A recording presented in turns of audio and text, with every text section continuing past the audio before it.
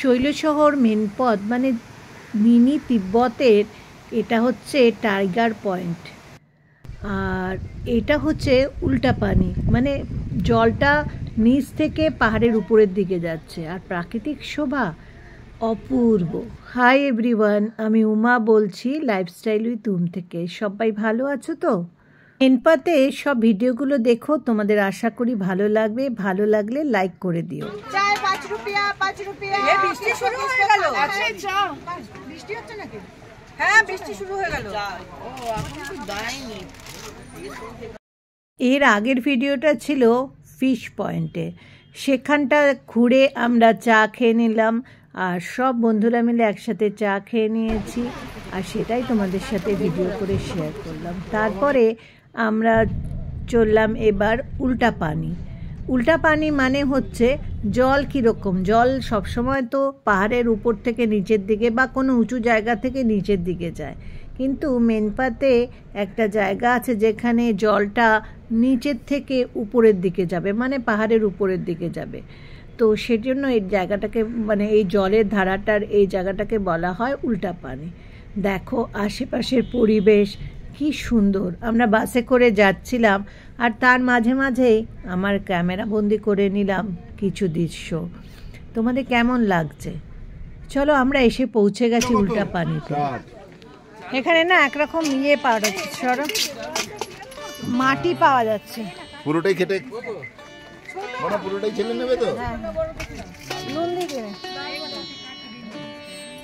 এখানের আদিবাসীদের জিজ্ঞেস করলাম, এরা বলল এই মাটি দিয়ে মাথা যদি চুল পরিষ্কার করা হয় তাহলে খুব গ্লেজ হয়। আমরা উপর থেকে নিচের দিকে যাচ্ছি। দীপেন্দু নিচের দিকে আছে,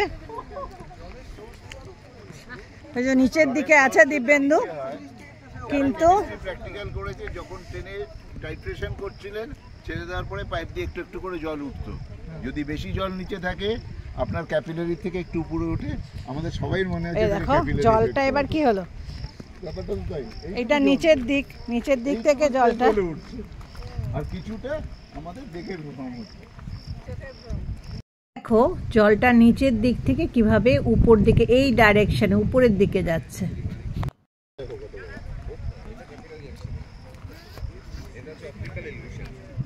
এটা হচ্ছে উঁচু দিকে। হ্যাঁ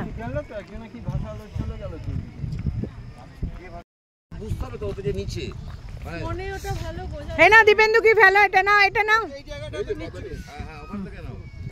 এটা দীপেন্দু নিচে আছে, আমরা উপরের দিকে আছে। দীপেন্দু আরে এটা ফেলো, এবার দেখো দীপেন্দু এই পাতাটা আবার ফেলো, পুরো উল্টো দিকে দেখো পাতাটা। এই যে এই পাতাটা দীপেন্দু ফেলেছিল, নিচ থেকে এটা উপর দিকে যাচ্ছে। এটা হচ্ছে একটা অপটিক্যাল ইলিউশন। কি করে হতে পারে আপনি অপটিক্যাল ইলিউশন যে বলছেন? কি করে জলের ইলিউশন ছাড়া আবার কি? জলের না তো জল কখনো যাবে না, কি সায়েন্স তো মানবে না। না এটা আমাদের ভিডিওটা দিয়ে দেবে, হ্যাঁ চারপাশে টোপোগ্রাফিটা অন্যরকম। আচ্ছা ওই জন্য আমরা বলছি এটা ইলিউশন। দীপেন্দুর পাতাটা আসছে। একটা সাদা একটা দিতে পারলে নৌকো বানিয়ে এই যে কাগজে, এই যে এইটা উপরে উঠবে।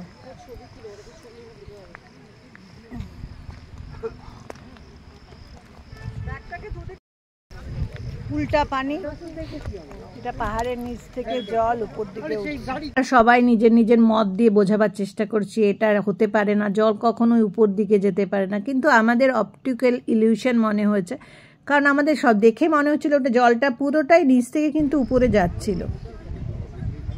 এবার সায়েন্স অনুযায়ী কখনোই জল কিন্তু নিচের দিকেই যাবে, উপর দিকে কখনোই জল যেতে পারে না। তাহলে এটা অপটিক্যাল ইলিউশন বা ম্যাগনেটিক কিছু ব্যাপার আছে, যার জন্য জলটা উপর দিকে যাচ্ছে। এখানে যদি যাও তাহলে তুমি দেখবে যে জলটা সত্যিকারেই নিচ থেকে উপর দিকে যাচ্ছে, কিন্তু ওটা আমাদের মনে হলো জায়গাটা যে মানে যেই জায়গাটা আমরা দাঁড়িয়েছিলাম এবং জলটা যেখান দিয়ে একটা সরু নালার মধ্যে দিয়ে যাচ্ছে তার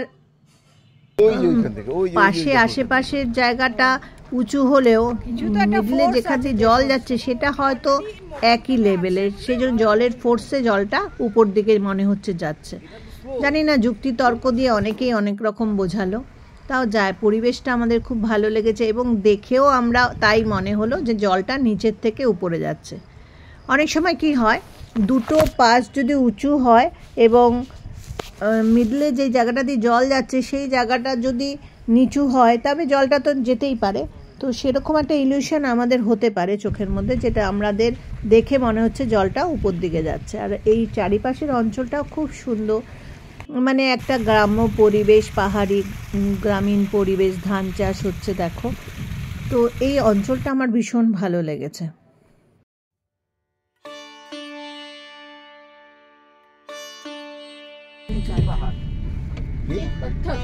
আর আবার বাসে করে আমরা উল্টাপানি থেকে চলে যাব টাইগার পয়েন্টে।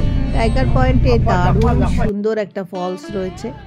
তবে টাইগার পয়েন্ট কেন নাম দেওয়া হয়েছে, এখানে কি বাঘেরা এসে জল খায় বা এখানে বাঘ দেখতে পাওয়া যায়, সেরকম কিছু নয়।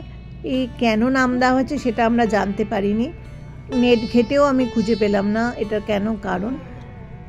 তবে হতে পারে যে বাঘের যেরকম গর্জন সেরকম এখানকার এই ফলসটার, মানে আমরা যেখানে যাচ্ছি এখন সেই ফলসটার আওয়াজটা খুব বেশি, জলের স্রোতটা অনেক উঁচু থেকে নিচে পড়ছে, সেই হয়তো সেই জন্য টাইগার ফলস বা টাইগার পয়েন্ট নাম দেওয়া হয়েছে। বা কখনো হয়তো বাঘ ছিল এসে এখানে জল খেত, মেবি যে কোনো একটা হতে পারে। মেনপাথের পাহাড়ি রাস্তা দিয়ে দেখো আমরা এগিয়ে চলেছি, যেরকম পাহাড়ের রাস্তা হয় এসের মতো পুরো ঘুরে ঘুরে।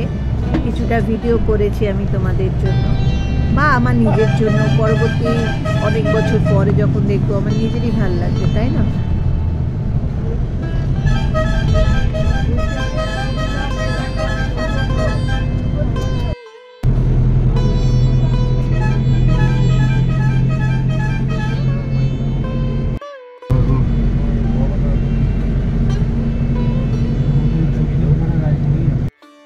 চারিদিকে দেখো সবুজ আর সবুজ, এত সবুজ তো আমরা দেখতে পাই না, তাই মন ভালো হয়ে যায়।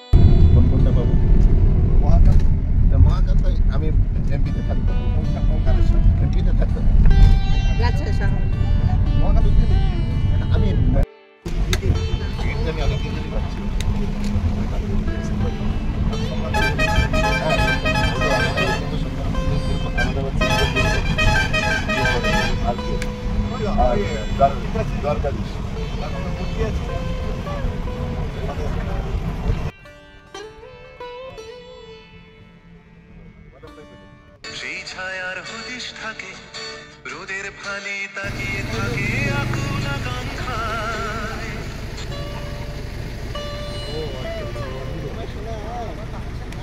পাহাড়ে গেলে মনে হয় চুপ করে দাঁড়িয়ে দাঁড়িয়ে প্রাকৃতিক পরিবেশ দেখি।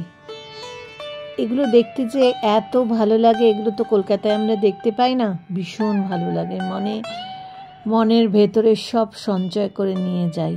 পরের বার আবার বেড়াতে যাব, ততদিন পর্যন্ত। আমাদের আবার বেড়াবার সময় হয়ে গেছে, আমরা উত্তরবঙ্গে আবার যাচ্ছি। তার আগেই ভিডিওগুলো পোস্ট করে দিতে হবে, তো তাই আজকে পোস্ট করলাম। টাইগার পয়েন্ট চলে এসেছি গাড়িতে করেই সবাই মিলে, আর আসার সময় পথটাও তোমাদের দেখিয়ে দিলাম। দেখো বর্ষাকালে গেছি, এত জল আর এত সবুজ, এত মন ভালো হয়ে গেছে। এখানে খুব বাদরের উৎপাত ছিল।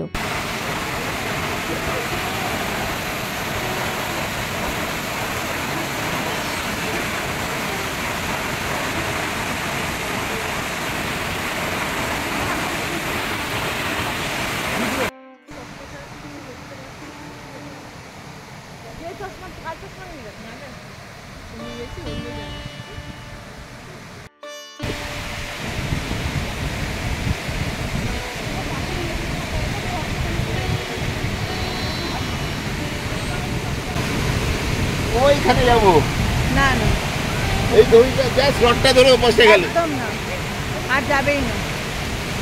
বন্ধুর তো নিচে যাওয়ার ইচ্ছে ছিল, আমি যেতেই দিইনি। ভয় লাগে না, বয়স হয়ে গেছে, এখন কোথায় পা পিছলে পড়ে যাবে, হাত পা ভেঙে যাবে, ভয়ই লাগছিল।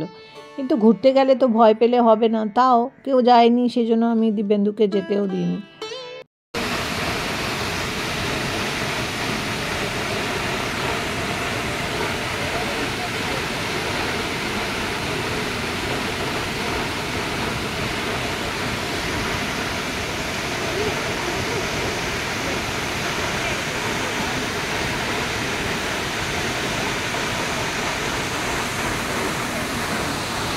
আমি তুমি ওইটা ছবিটা তুলবে, আমি রডটা ধরেও বসো। বাবা আমার তো ভয়ে ছিল না।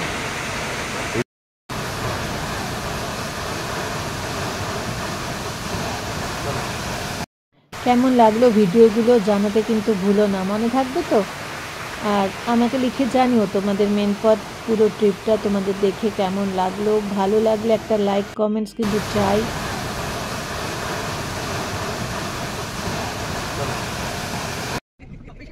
আমি দেখো কিছু ভিডিও করেছি, ছোট ছোট পাহাড় রয়েছে যেগুলো আগে যাওয়ার সময় আমি তুলিনি, আসার সময় সেই ভিডিওগুলো করে নিয়েছিলাম তোমাদের দেখাবো বলে।